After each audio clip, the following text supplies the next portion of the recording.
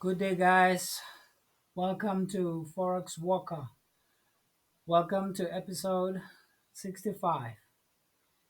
I apologize about my voice, but we need to proceed with what we talked about on the previous episode, which is a comparison between two separate currencies, which is the New Zealand dollar and the Australian dollar. So here it says the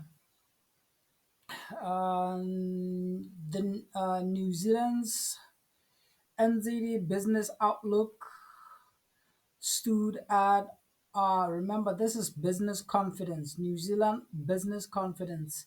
It says New Zealand's business outlook index stood at 49.6% from 49.7. Now, for 9.6 and for 9.7 means that it has decreased, business confidence has decreased from for 9.7 to for 9.6. So it's a degrees. Here it says uh, in September. Okay, let's read this whole thing. Not the whole thing, but two sentences so that we can understand each other. It says New Zealand uh, AZD business outlook stood at for 9.6% in September 2025, almost unchanged from August 5 month peak of for 9.7. So it is a decrease. It may not be that big, but it's a 0.1% decrease in business confidence. Now, why is it that the business confidence people are losing confidence in the economic side of the country? They know exactly what they're looking into. So here it says New Zealand interest rates. So when we look into New Zealand interest rates, let me show it to you. New Zealand interest rate, they say the Reserve Bank of New Zealand lowered its official cash rate by 50 basis points to 2.5% in its October 2025 meeting, a larger than expected move compared to the previous 25 basis points, which was normal. So let's look into it. Here uh, it says 3.25 percent. That was July the 9th, 2025. And you can see that from the April we had 3.25%, and when it drops the 25%, it's gone. The 0.25 basis points is gone.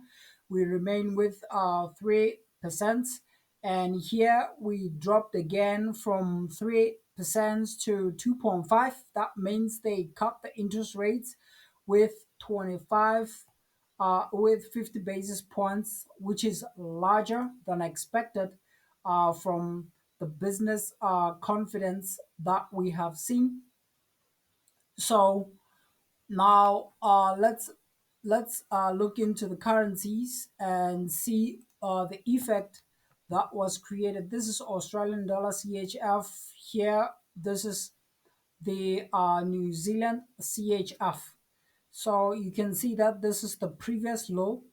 Yeah, the previous low. It was broken below based on the talks that were made in the Reserve Bank and the business confidence. You can see that we broke the previous low in the New Zealand CHF currency on the daily time frame. And this is the Australian dollar Swiss franc that we talked about on the previous episode. This is the previous shoulder.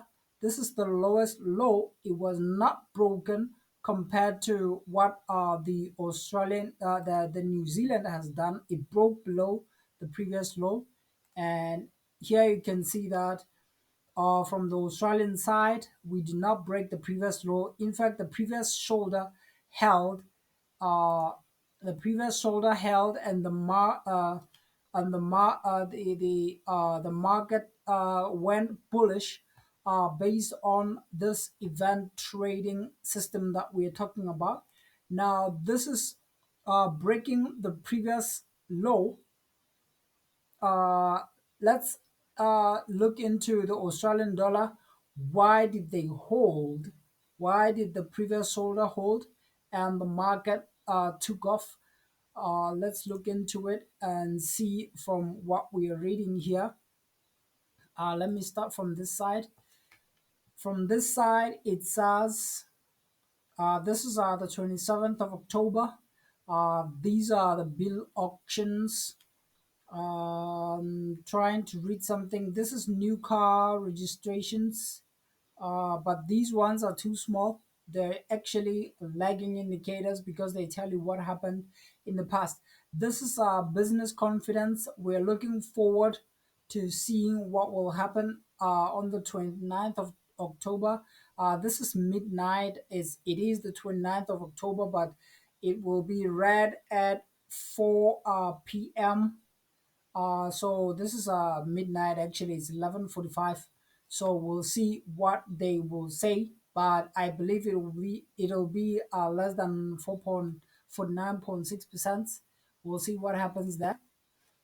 And here, I don't like it when they move these things because now I need to search the whole thing from the very beginning. So here, this is the inflation. The inflation says it was previously at 2.7% in New Zealand, and here is at 3%. So this is the hedge funds, when they see an increase in inflation, what they do is that they jump. Uh, I want to show you something else. Uh, this thing is messing up my video because it keeps moving. It keeps moving those bars upwards and downwards. I want to show you something. I'm trying to explain to you why we essentially had a bullish run, a tiny bullish run on the New Zealand dollar after it dropped. So here you can see that your inflation says it moved, even though the business confidence was bearish. Here it says on the 19th of October, inflation moved from 2.7% to 3%. So what happens is that the hedge funds, when they see this increase, they're going to jump in and buy the currency. Let's look at the date that which it turned around. This is the 17th of October, and here it says this economic release was trying to move backwards. I apologize for that. This is the inflation on the 19th. It says it happened on the 19th of October. And what do we see here? It says on the 17th. So they were already looking into the inflationary numbers and expecting what they expected. And that's the reason why you had that bullish move. I apologize for my clumsiness because I moved a few things, and when I open a page like this thing keeps moving higher like that. What I do is that I mark a page that which I want. I mark something. I move it like. Let me show you. I move something like this, and I expect to find this thing. And when I open the page, it loads and it goes all the way down there. So I lose my information. So I apologize for that. That there was a few things that I needed to show you, but the reason why I made this video was that I want to show you the business confidence side, the bad economic reports on New Zealand dollar, and the positive economic reports on the Australian dollar, and the reason why we ended up the hedge funds ended up going bullish on one currency, but that whole thing was destroyed by the loading of the pages where you open it and it moves upwards. I apologize for that. So that's what I was trying to explain what happened, the difference between those currencies and why they uh, one then the New Zealand dollar broke the previous low, and and the Australian dollar not breaking it and holding and going higher. So the reason why we see these buys here are because of the inflationary numbers. Inflation, when it moves too quickly, when it grows too quickly, it strangulates the economy and it makes it difficult for the economy to function. Remember, inflation is a measure of consumer prices.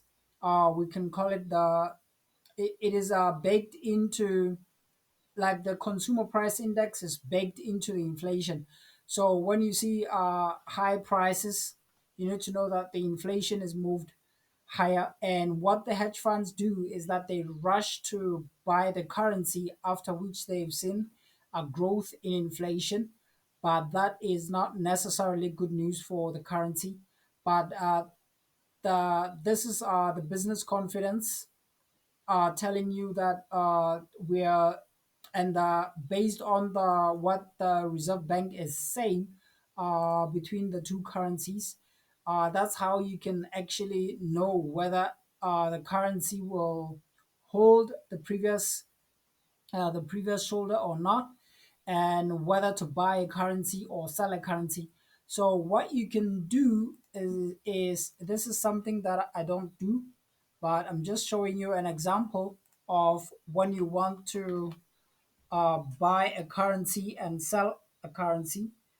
Let's look into the NZD USD. So when you compare two currencies and you want to buy them from that, it was the 17th of October. Let's look for it. This is September. It was the 17th of, this is the 17th of October. If you're willing to buy a currency, you need to you need to compare between the the central banks. What are they saying? What is their confidence? What is the business confidence? And what are they trying to do?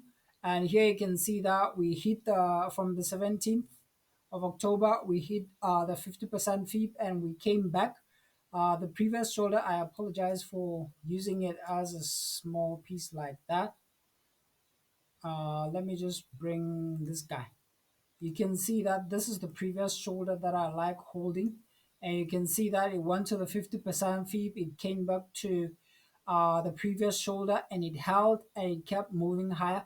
So when you see that one currency, one central bank is hawkish and the other central bank is dovish, you can actually mix those currencies together and hold those currencies, just like how the Australian dollar, New Zealand dollar had done it perfectly. But when I trade, I look into the swap.